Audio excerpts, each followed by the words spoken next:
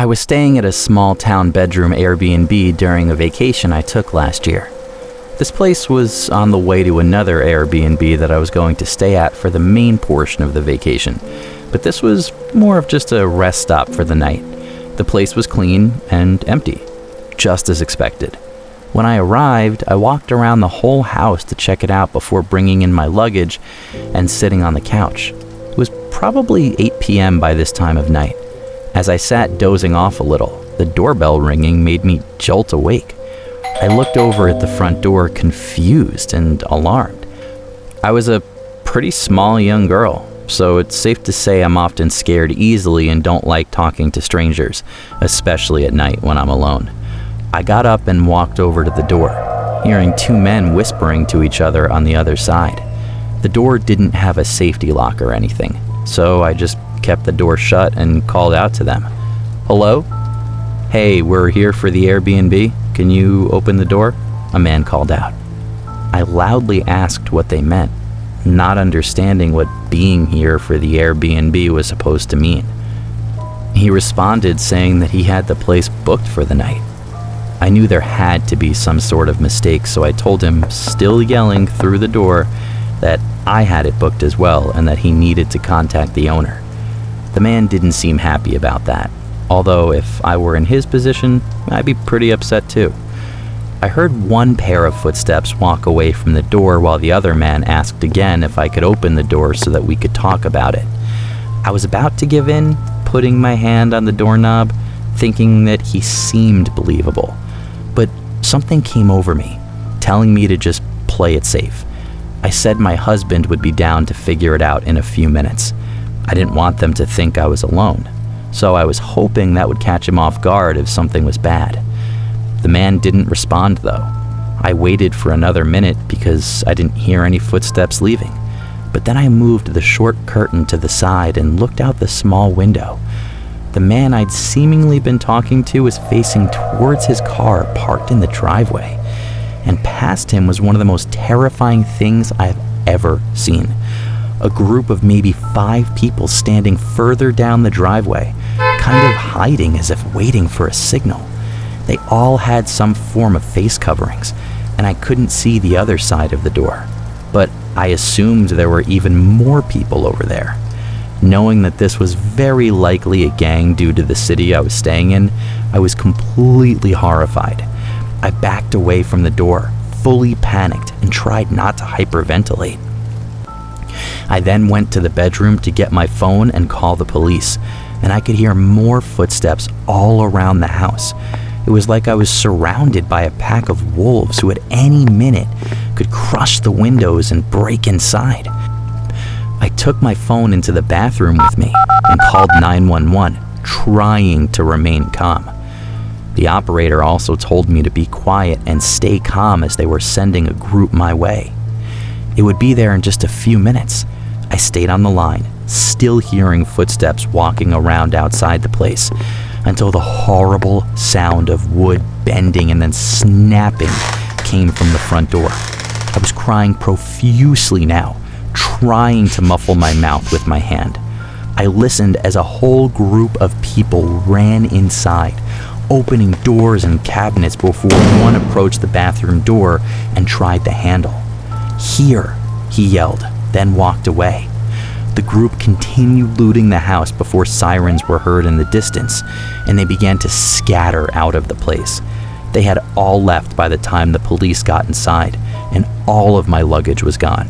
My car had its window shattered and was looted as well.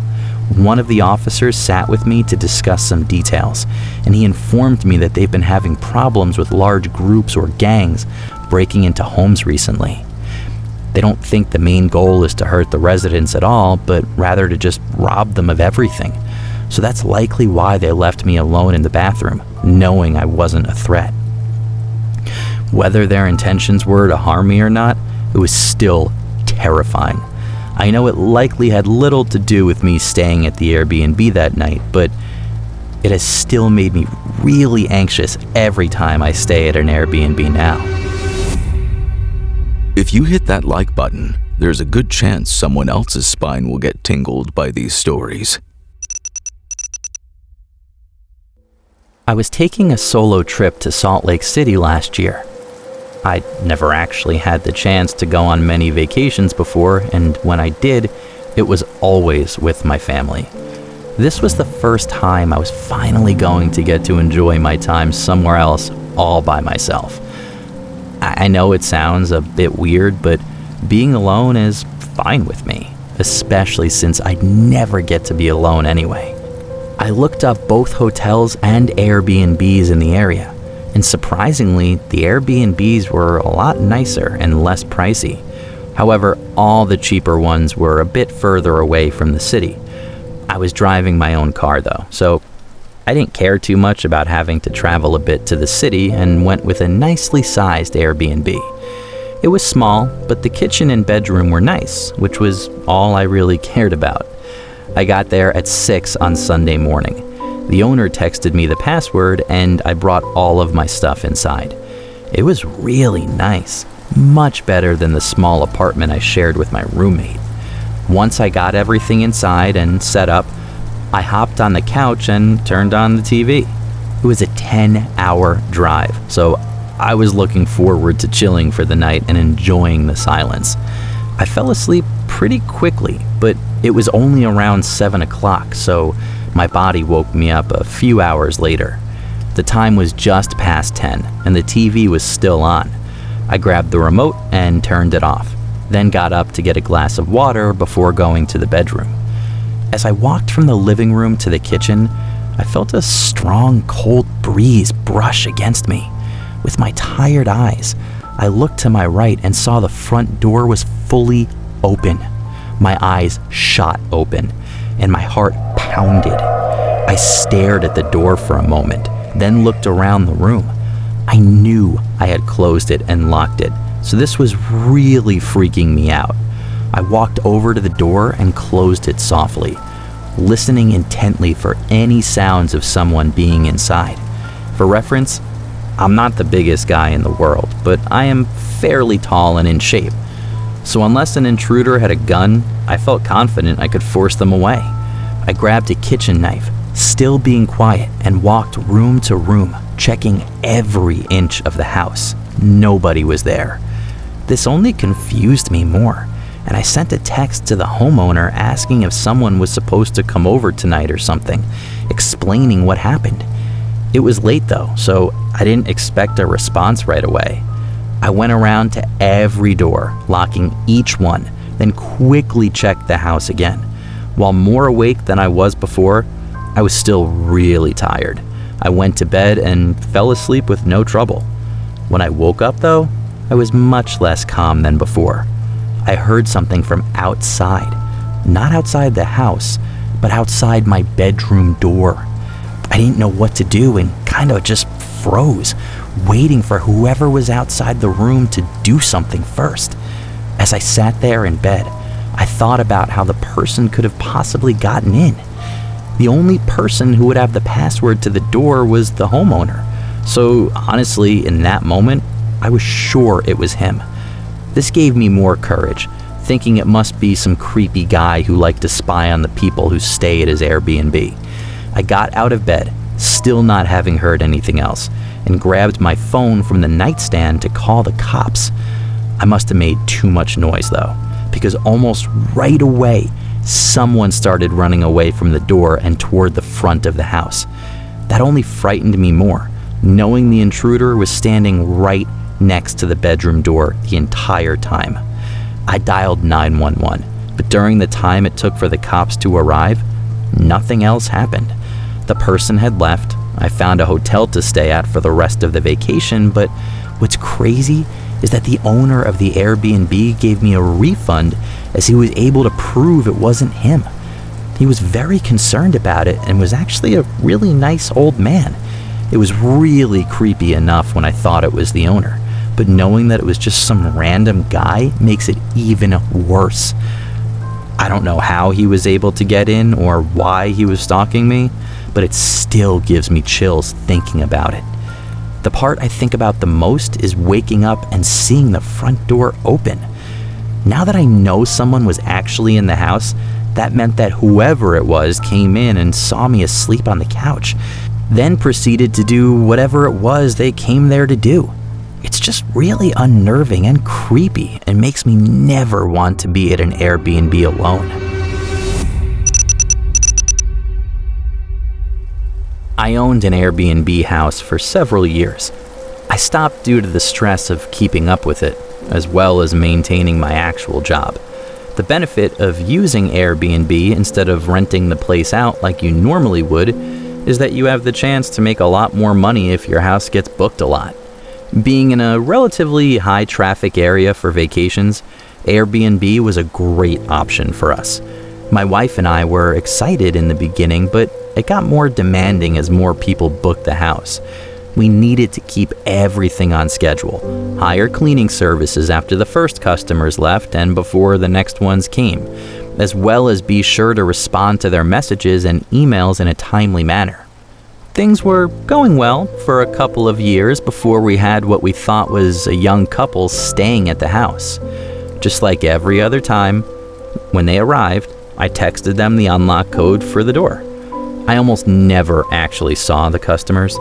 After they let me know that they were inside and everything was good, I sat back and relaxed for the rest of my day off. I should also mention that I almost never even talk to the customers more than just a couple of texts. Usually they text me when they get there and when they leave, and sometimes with an occasional question about the house, but that's usually it. As 9 o'clock came around and I was just about to get ready for bed, I got a text from the young man staying at the house. It was short, saying he was going to call me in a minute. A minute later, he called. I already had a bad feeling when I saw the text, but what he said still surprised me. He said that the water wasn't working in the house. Of course, I apologized, though I didn't understand how that could be possible. Living in a house without water is unacceptable, so I knew I had to get it fixed immediately. I asked if I could come check it out really quick so that I could have someone come in the morning to fix it. He agreed, being very polite about the whole thing, and I drove over there a few minutes later. Pulling into the driveway, I noticed 2 cars. At the time, this wasn't necessarily a red flag, but more just an odd thing I noticed because they were apparently a young couple on vacation for a single night, so I didn't understand why they would rent 2 separate cars. I thought someone must be visiting them, which actually isn't allowed, but I didn't mind so much. I walked up to the front door and knocked before entering the code and walking inside. It was very quiet. I expected them to be waiting for me, but they weren't anywhere that I could see. I probably should have looked around for them first, but I was tired and just wanted to get this over with. The first thing I wanted to check was the main water valve to make sure there wasn't a leak or a flood. So I went down to the basement and over to the valve. Everything seemed normal, no water anywhere or signs of damage. I was confused, but then I fiddled with the valve and immediately heard water start rushing again. I turned it more, realizing it had been completely shut off manually.